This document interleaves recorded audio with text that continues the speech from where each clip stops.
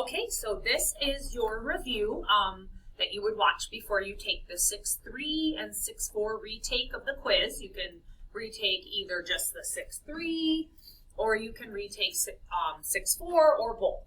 So we're going to do just a little review beforehand. So 6-3 is all about writing a linear function that relates y to x. So we're writing y equals mx plus b, or y equals mx when b would be 0. So the first one, when we have a table, there's two of them with tables. How we write this is to first define our m, that's our slope or our rate. We take the change in y and we put that over the change in x. So if I look at my table, my y's are down here. It changes every time by 5. That's the number that goes on top for our m, or the number that goes in the m spot, or our slope. The change in x, so if I look at what the x's are changing by each time, it should be the same. It's going by 1, so it's over 1.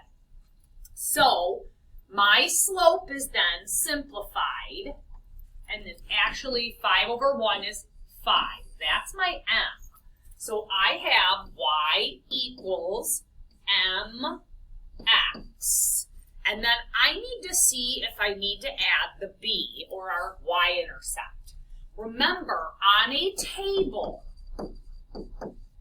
the b equals, when x is 0, it's the number across.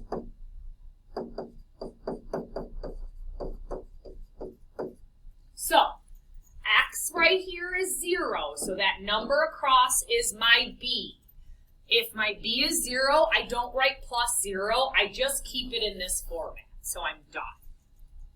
I'm going to go down to the other table real quick and do the same thing. So we have our change, that's our symbol for change in y over change in x. That tells me what number goes in the m position of y equals mx, and then sometimes I have some kind of plus b.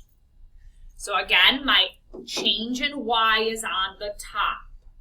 So I have to see what this is changing by. So it's kind of hard with the negatives, but I'm going to use my calculator and guess and check. So I can see that this is actually going up by 2, up by 2, up by 2. So 2 goes on the top. The change in y has to be on the top. And then I go to my change in x. That has to be on the bottom. Again, it looks like it's just going up by 1. So it's going to be going up by 1. So my m is 2 over 1, which can be simplified to just 2. So that goes in the position of the m. Y equals mx. And then to find out what our b is, remember, our b is when x is 0. X is 0 right here. The number across from it is our b. So our b is actually -1. So that means we put -1 or -1 right after. So that's y equals 2x minus 1. Had that been a positive number, we would have put a plus sign there instead. So that's how you do it from a table. Now let's look at from a graph. I'm only going to do one of these because we did these in chapter 4 as well. So from a graph, we use rise over run to find our m. You just pick 2 points. I'm going to start at the left, and I'm going to pick this point. I'm going to go to the right. You always go left or right, just like reading. And I look. I go up 1, 2. That's my rise. I go over 1. That's my run. So that is my slope, 2 over 1, which can be simplified to just 2. So my equation is y equals 2x, because it's always y equals mx. My m is the 2, it's the slope. And then on a graph, to find the b, so I'll put that over here, we find our b. We look at what point hits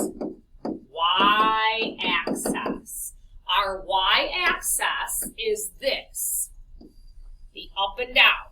So if I look at this, what point, what y value hits at there? So I look right here and it hits at 0, 2, so the b is 2, because remember x is 0, the number across from it is 2.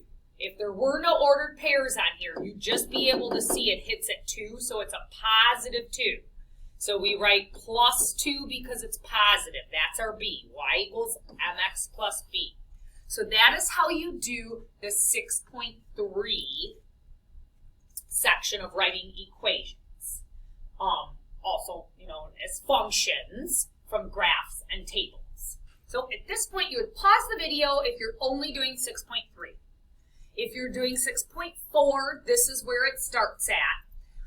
We're going to look at this. This is linear versus nonlinear, and there's 3 different things we look at. We look at graphs. If something is linear for a graph, what that means is it's a straight line, straight continuous line. That's right on our, and remember this is 6.4, so it's on your note sheet too. There's examples, but if I look at this one, it is not a straight line. It's curved. This is non-linear, and I'm just going to write non-lin. So B, look at that. That is a straight line. This is linear. So graphs are the easier ones. Most people did not struggle with this one. It is when we get to the tables, linear or non-linear. For a table, you have to see if there's a slope. So we have to find the slope, which is our f. If you cannot find a slope because the numbers aren't going up by the same thing, it's not linear. There's no slope. So remember, it's the change in y over the change in x. So I'm going to look to see. This goes up by 3. This goes up by 3. Does that go up by 3? No. What that means is, so what happens is it actually goes up by 7. They're not going up by the same thing.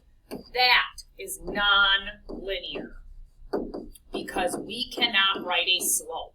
We couldn't write an equation or a function. That's why it's non-linear if they do not go up by the same thing.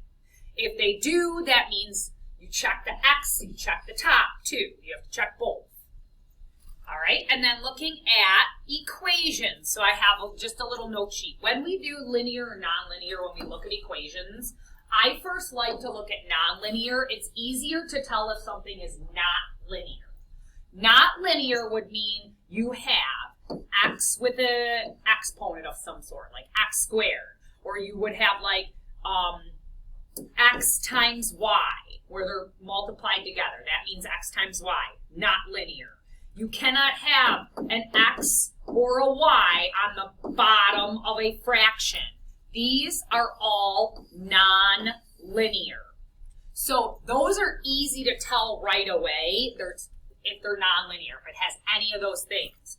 To see linear, there's more examples, but you would see something like, you could have y equals 4. That's just going to be like a horizontal line. You could see something like 10 plus 3x, or 3y equals 4x. That would be linear. You could have your regular y equals 2x plus 5.